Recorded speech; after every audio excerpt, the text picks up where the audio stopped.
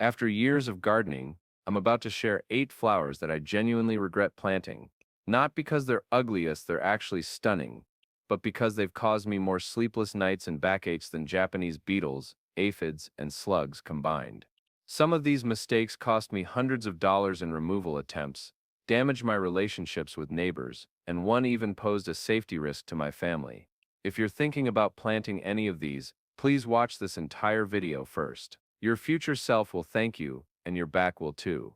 Hello, fellow gardeners. Welcome back to Senior Green Thumbs. I'm sharing hard-learned lessons today about flowers that look absolutely innocent at the garden center but become absolute nightmares once they're established in your yard.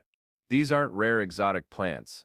These are common flowers you can find at any nursery, which makes them even more dangerous because nobody warns you about their dark side. I've organized these from mildly annoying to completely catastrophic, so stick around because I'm also giving you better alternatives for each one that will give you the beauty you want without the years of regret. Flower 1. Morning Glory. Oh, Morning Glory. Those gorgeous trumpet-shaped blooms in purple, pink, blue, and white completely fooled me. The garden catalog showed them gracefully climbing a white picket fence, and I thought, perfect, that's exactly what I need for my back fence. I planted them 15 years ago with such high hopes. What I got instead was a garden bully that I'm still fighting today. Here's what they don't tell you. These beauties are actually classified as invasive weeds in most areas. They don't just climb these, they strangle. They wrap around other plants so tightly they cut off circulation. Their roots don't just go deep, they go impossibly deep. I've found Morning Glory, roots 3 feet down while digging fence posts, and the seeds. They scatter everywhere and can lie dormant in soil for years before deciding to sprout. I spent 3 entire summers trying to eradicate them from my vegetable garden. Every time I thought I'd won, I'd find new shoots emerging from some root fragment I'd missed. Even now, 15 years later, I find random Morning Glory vines popping up in the most unexpected places, growing up through my compost bin, threading through my tomato cages, even emerging from cracks in my driveway. If you want a climbing vine with beautiful flowers, try clematis varieties like Sweet Autumn or Jack Manny. Honeysuckle is another gorgeous option. They'll give you stunning blooms without turning your garden into a battlefield. Flower 2. Bishop's Weed. The nursery associate was so convincing when she sold this to me. It's perfect for your problem area, she said. Elegant variegated ground cover that thrives in difficult shady spots where nothing else will grow. What she conveniently forgot to mention is that Bishop's Weed doesn't understand boundaries, property lines, or the basic concept of staying where you plant it. This variegated beauty, with its white-edged leaves, looks so sophisticated in its little nursery pot. I planted just 3 small plants in a troublesome shady area under my oak tree. Within 2 seasons, it had spread to cover half my backyard. It doesn't just spread on the surface. It sends these underground runners called stolons in every direction, popping up wherever it pleases. The worst part, it's nearly impossible to remove completely. Every tiny piece of root or runner you leave behind becomes a new plant. I've tried smothering it with cardboard and mulch. Repeated mowing, even careful application of herbicide. Nothing works completely. I've been fighting this battle for 8 years now, and honestly the Bishop's Weed is winning most of our encounters. My neighbors aren't speaking to me anymore because it jumped the property line and invaded their perfectly manicured lawn. I've offered to pay for professional removal, but even the landscapers shake their heads when they see it. If you need ground cover for shade, please learn from my expensive mistake. Go with Pachysandra, wild ginger, or even simple hostas.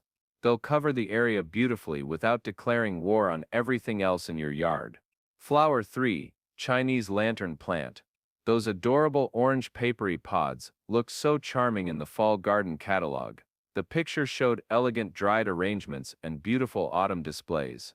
I thought, perfect, natural decorations that I can grow myself. I planted just 6 plants along my back border, dreaming of gorgeous fall centerpieces. Well, I certainly have plenty of decorating material now, whether I want it or not, and in places I never intended. Here's what the catalog didn't mention. Chinese lanterns spread through underground rhizomes with the determination of a plant possessed. In their first year they looked innocent enough. By year 2 I had dozens of plants. By year 3, they'd traveled underground and were popping up in my neighbor's yard, through my driveway, and even emerging from the middle of my lawn 20 feet away. The real nightmare began when I tried to remove them. These plants have the most persistent root system I've ever encountered. Every tiny fragment of rhizome that you leave behind trust me, you'll leave behind fragments becomes a brand new plant. I spent an entire weekend digging what I thought was every last piece, only to have twice as many plants emerge. The following spring, my elderly neighbors, who pride themselves on their pristine lawn, still give me frosty looks at the mailbox because these invaded their yard 3 years ago. I've offered to pay for professional removal, but even the landscaping companies warn that it's nearly impossible to eradicate them completely once they're established. If you want those gorgeous papery seed pods for decorating, please learn from my mistake. Grow physalis in large containers where you can completely control their spread, or try tomatillos in your vegetable garden. They give you similar-looking inflated pods, and you can actually eat the fruit inside. Your neighbors will thank you. Flower 4, Lily of the Valley. I know what you're thinking. These are classic cottage garden flowers, with that sweet, intoxicating fragrance that makes you stop dead in your tracks. My grandmother grew them, my mother grew them, and I thought I was continuing a beautiful family tradition when I planted a small patch near my front door. But here's what those romantic garden magazines and family stories don't tell you: they're incredibly toxic and ridiculously aggressive spreaders. I started with just 12 little plants in a carefully defined 3-foot area. I wanted that heavenly scent to greet visitors at my front entrance. Within the first year, they looked perfect. Eaozals, delicate white bell-shaped flowers nodding in the spring breeze, were everything I'd dreamed of. But by year 2, I noticed shoots appearing outside my designated area. By year 3, they'd traveled under my foundation and were popping up inside my established flower beds 20 feet away. These plants spread through underground rhizomes that seem to have GPS navigation. They find every possible path through your garden. The wake-up call came when my granddaughter started crawling and putting everything in her mouth.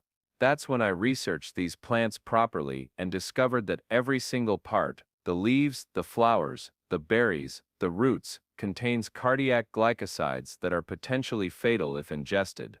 The beautiful red berries that appear in fall are especially dangerous because they look like tiny candies to children. The removal process was absolutely brutal.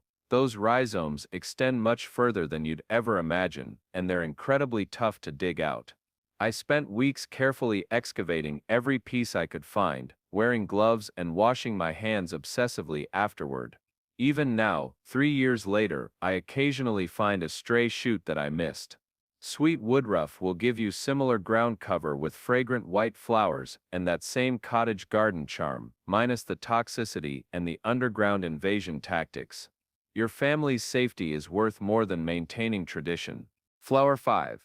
Chameleon plant.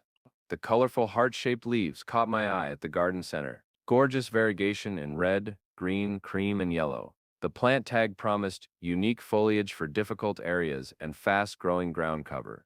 The price was reasonable, and I thought I'd found the perfect solution for a problematic wet spot in my shade garden. What's not to love? Everything else about this plant, as it turns out. I should have been suspicious when the nursery worker seemed a little too eager to sell it to me. "Oh, this will definitely cover that area for you," she said, with what I now realize was a slightly evil grin. Chameleon plant lives up to its name by completely changing your garden's character, and not in a good way. It spreads through runners both above and below ground, sending out these red stolons that travel incredible distances. It tolerates wet soil, dry soil, sun, shade, and apparently every other condition you can throw at it. Nothing stops this plant. But here's the detail that really makes it unbearable. It has this distinctive fishy smell when you disturb it. Not a pleasant ocean breeze scent, but more like something died in your garden. Every time you accidentally step on it, brush against it, or try to pull it, you're hit with this awful odor that clings to your hands and clothes, and basically laughed. It found every tiny gap, sent runners under the patio, and within 2 growing seasons had colonized my entire shade garden, choking out expensive hostas and ferns I'd been nurturing for years. Heuchera, or coral bells, will give you that same exciting colorful foliage in shades of purple, bronze, lime green and silver, without the world domination tendencies, or the offensive smell. Trust me, your nose will thank you. Flower 6. Evening primrose. Don't get me wrong. Those cheerful bright yellow blooms that unfurl at dusk are absolutely magical to watch.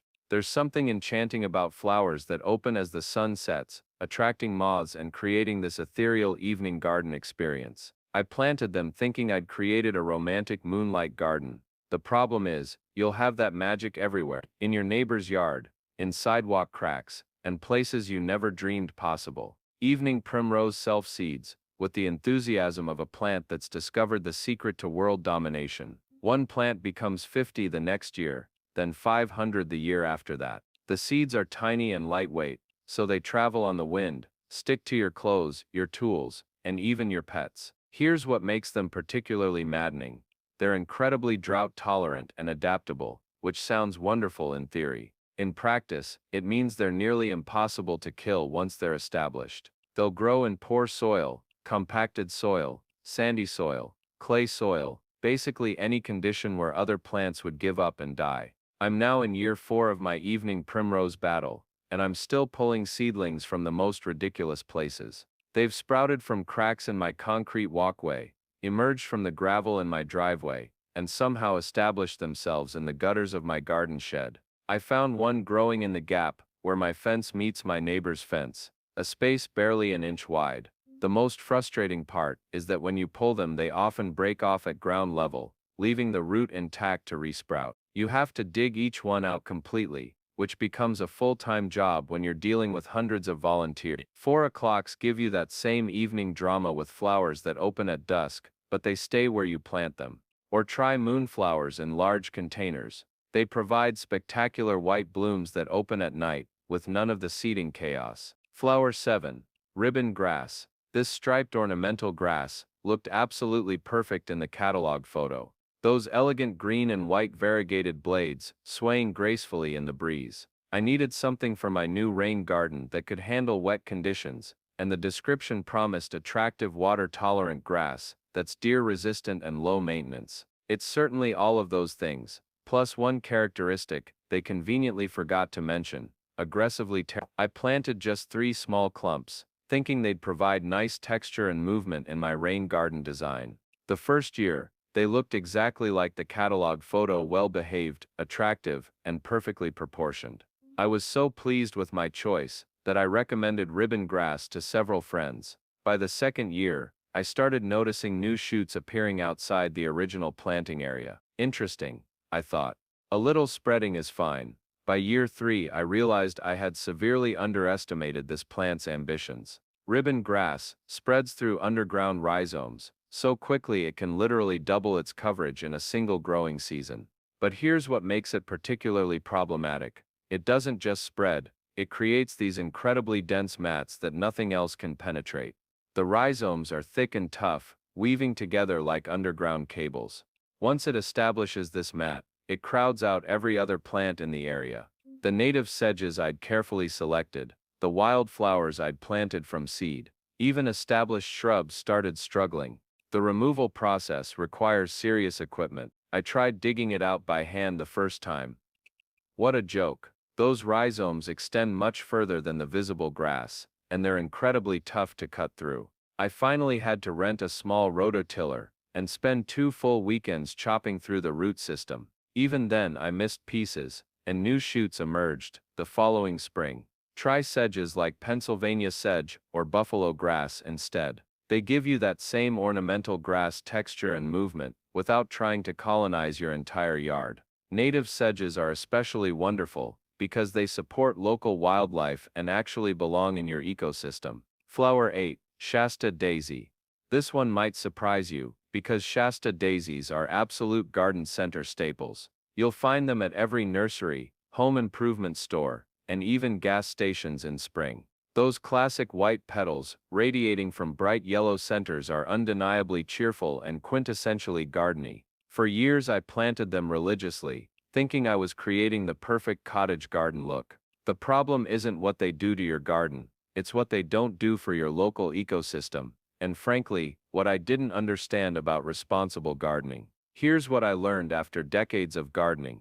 Shasta daisies are sterile hybrids created in a laboratory. They look like flowers, they act like flowers, but to our native pollinators, the bees, butterflies, and beneficial insects that our ecosystems desperately need, they're basically plastic decorations. They provide absolutely zero nectar, no pollen, and no value whatsoever to wildlife. But here's the kicker: they're aggressive enough to crowd out native wildflowers that would actually feed our struggling pollinator populations. Every square foot occupied by Shasta daisies is space that could be supporting life instead of just looking pretty. As I've gotten older and hopefully wiser, I've realized that gardening isn't just about what pleases my eyes. It's about being a good steward of the land I'm responsible for. Every square foot of garden space is precious real estate for supporting the wildlife that's disappearing at alarming rates. When I learned that monarch butterfly populations have declined by 80% in the last 20 years, largely due to habitat loss, I felt genuinely guilty about all those years of planting flowers that contributed nothing to their survival. Look for native alternatives in your specific region.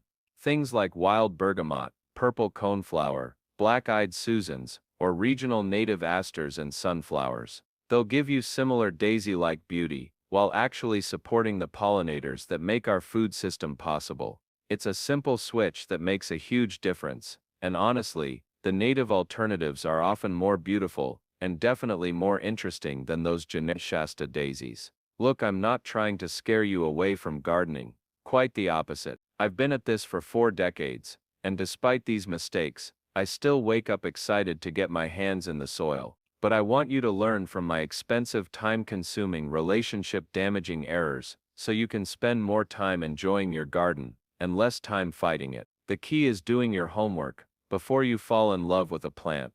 Don't just look at the pretty picture, research its growth habits, ask specifically about spreading tendencies, and always check if it's considered invasive in your area. Read the fine print, talk to local gardeners, and when in doubt, choose native plants that belong in your ecosystem. Trust me, your back will thank you, your neighbors will thank you, your wallet will thank you, and the local wildlife will thank you too. There are so many well-behaved, beautiful plants out there. You don't need to invite the troublemakers into your garden. If this video saved you from making any of these costly mistakes, I'd love to hear about it in the comments below. And please, share your own plant regrets with the rest of us. What flowers have you sworn off after learning the hard way? We can all learn from each other's expensive lessons. Don't forget to hit that subscribe button if you want more practical gardening wisdom from someone who's made all the mistakes so you don't have to. And ring that notification bell, because I post new videos every Tuesday with real-world advice from 4 decades in the dirt.